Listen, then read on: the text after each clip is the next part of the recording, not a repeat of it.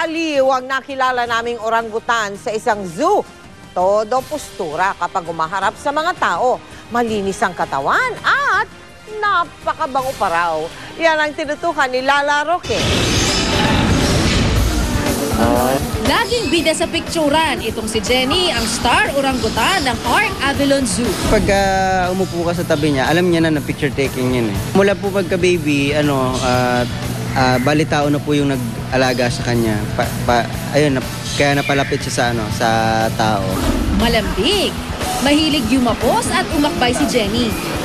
Kaya pati mga bata, walang atubiling lumalapit sa kanya. Ang mga magkakapatid na ito halos linggo-linggo nagpapabalik-balik dito para bisitahin ang itinuturing na nilang kabarkada. I like her. Why? Because she's friendly. Si Jenny na ata ang pinakamabangong unggoy na aming nakilala. Paano ba naman 2 beses ito kung maligo? 3 beses magsipilyo. Mahilig magpapalit-palit ng damit.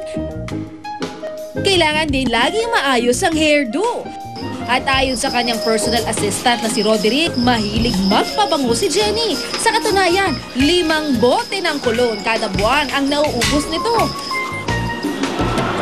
Matapos ang 2 oras na pagpapaganda, ready na si Jenny na humarap sa mga bisita at magpa-picture. Aba, marunong pang mag-pose parang model.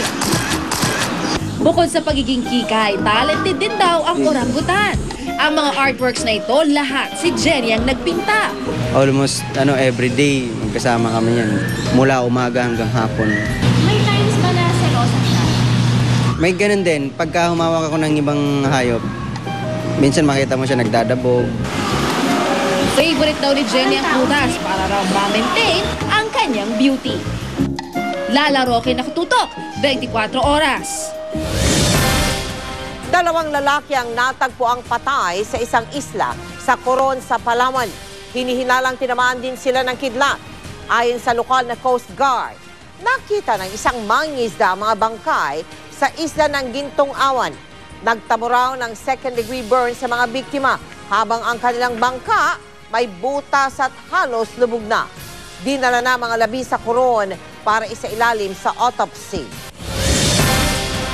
Karumal-dumal ang sinapit ng isang bata sa Bayambang sa Pangasinan na nagpaalam siya na siya'y mangangahoy ng panggatong.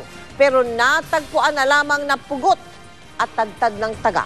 Nakatutok si CJ Torida ng GMA Dagupan. Labis ang pagdadalamhati ni Aling Rodanin sa sinapit ng kanyang anak na si Ronald, 12 anyos. Natagpuang pugot at tadtad ng taga sa iba't ibang bahagi ng katawan ng biktima sa isang damuhan dito sa Barangay Katuray. Sabado ng hapon daw nang magpaalam si Ronald na mangangahoy para may magamit silang panggatong. Pero di na ito nakabalik pa. Sinigbat na kuno dyan tengor. Insan dyan ulo to sinap sa pandap. Pawala may singaw bungo to. Insan dyan buklo to. Salaga sinigbat daw. Dahil sa diferensya tagan puterlata kalaylayla kuno. San sa lupa to gala na birbir ta. Tinyap-chap da. Maaring napagkamalan ho siya siguro na maaaring nagnanakaw gano'n. Kasi nasa liblib nga po siyang lugar. Si Mang Ronelson hindi raw lubos akalain na mauuwi sa wala ang pangarap ng kanyang panganay na anak na maging pulis. Mabaga to, mampulis at tayo kunto. Sisya. Hindi, paano makatulong ako sa saray, loko-loko kunto. Patuloy ang investigasyon ng pulisya upang matukoy ang nasa likod ng brutal na pagpatay. Sa gabi ko nagawa, atay nang gawa, naawiril, tuyikin mo, bayaran ti ginawa to dana ako tanggap kasalanan to, manaaral ka lamor. Natantan na to ni manaaral eh. Tukro yun nata si Justisya para sa nato. On. Sila elektrika. CJ Torida, GMA News. Si Mel Tiangco, ang inyong kapusong totoo. Kagabi napanood po ninyo ang nadatnan naming sitwasyon sa Catanduanes sa gitna ng cholera outbreak doon. Sa isinagawang Operation Bayanihan ng GMA Kapuso Foundation, sari-saring kwento ng buhay at pagbangon ang sumalubong sa amin. Pangalawa ang San Andres sa mga bayan ng Catanduanes na may pinakamaraming biktima ng kolera. At dahil nandito ang pier, kung saan dumadaan ang mga tao at sasakyang papasok at palabas ng lalawigan, kritikal na maagapan ang pagkalat ng sakit dito.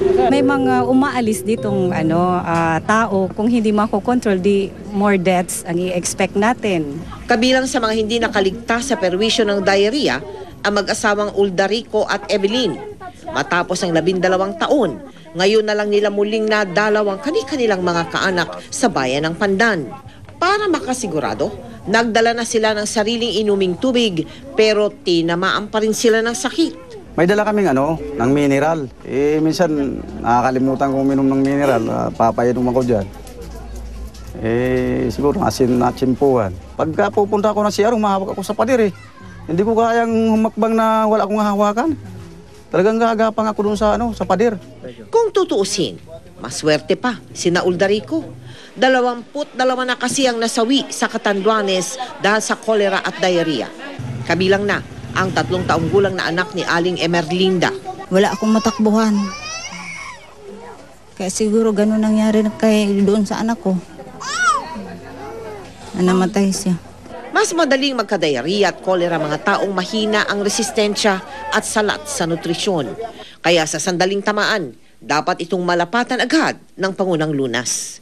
80% nagagamot by Orisol alone. Sana lahat ng bahay, lalo na yung nasa mga liblib na puok, merong mga Orisol or alam nila kung paano gumawa ng homemade Orisol. Ano lang naman yun, kung isang baso lang ang titimplahin mo, 1 teaspoon sugar, a pinch of salt, tsaka kung may kalamansi, isang kalamansi. 4 na district hospitals mula sa San Andres, Gigmoto, Viga at Pandan ang dinayo ng GMA Kapuso Foundation para mamahagi ng gamot. Kasabay nito'y tinungo rin namin ang pinakaliblib na mga barangay para mamigay ng malinis na inuming tubig. It's not too late. Actually, kahit contained na yung problema namin dito sa outbreak ng diarrhea, kailangan pa rin talaga namin ang tulong kasi mag-isang linggo na kaming continuous na nagsusupply ng safe drinking water. Salamat ang pamilya! Keep up the good work!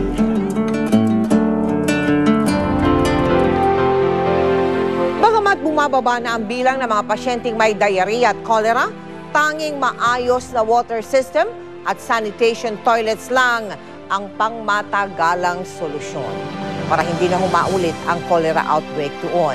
Nagpapasalamat po kaming muli sa mga nakatuwang namin sa Operation Bayanihan sa Catanduanes.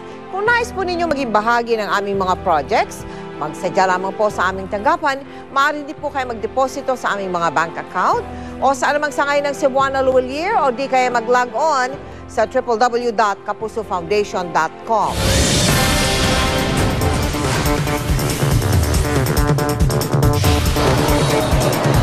Kinilala si GMA Worldwide Incorporated and GMA Network Films Incorporated President Annette Gozon Abrugar bilang isa sa most beautiful moms ng BC Magazine ngayong 2012. Maganda, mapagmahal sa pamilya at matagumpay sa larangan ang ilan sa mga katangiang hinangaan sa kanya. I believe na the role of any mom and dad is to be role models talaga. They have to see what kind of life their parents live. Given the fact nga that I'm a working mom, I make sure na the time I spend with them is talagang quality time. Kabilang din sa mga kinilalang beautiful moms, sina Danica Soto at Audrey Tan Zubiri. Pasok naman bilang hottest dads, sina Miguel Zubiri at ang mister ni Suzy Abrera na si Paulo Abrera. Excellency. Bumisita sa GMA Network si Iranian Ambassador Ali Agzar Muhammadi para sa meet and greet affair kasama si GMA Network Chairman and CEO Attorney Felipe L. Gozon. Naroon din sina GMA Network Vice President for News Operations Grace de la Peña Reyes at GMA Network Assistant Vice President for Corporate Affairs Teresa Pasis. Hanga raw ang ambasador sa mga napapanood niyang mga programa ng GMA News and Public Affairs. Napag-usapan ang posibilidad ng partnership ng Pilipinas at Iran sa paggawa ng mga TV program.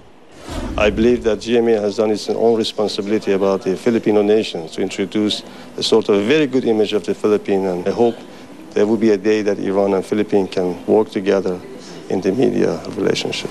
We welcome this exchange of ideas, culture, and commercial benefits between our two countries. I'm sure the Philippines will learn a lot from Iran. There are also many Filipinos in Iran. So we hope to be able to show our TV channels there.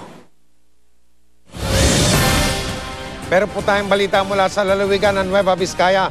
Pistado ang modus operandi ng 3 shoplifter sa isang department store sa Solano. Sa tulong ng CCTV, tuluyan silang natakip. Nakatutok si Ian Cruz. Sa kuha ng CCTV sa loob ng isang department store sa Nueva Vizcaya, makikita ang 2 babae na tila humahanap ng pwede nilang makulimbat. Umiwas pa ang isa para hindi mahagip ng CCTV, pero nang muli siyang makita sa video, biglang lumobo ang kanyang damit. Nakalagay dito sa tiyan. Itong 2 kasama. Bakap sa loob.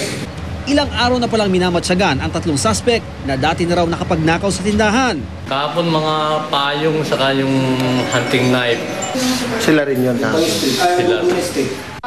Kaya nang muli silang mamataan, hindi na sila hinayaan pang makatakas. Yun yung hinabol? Oo.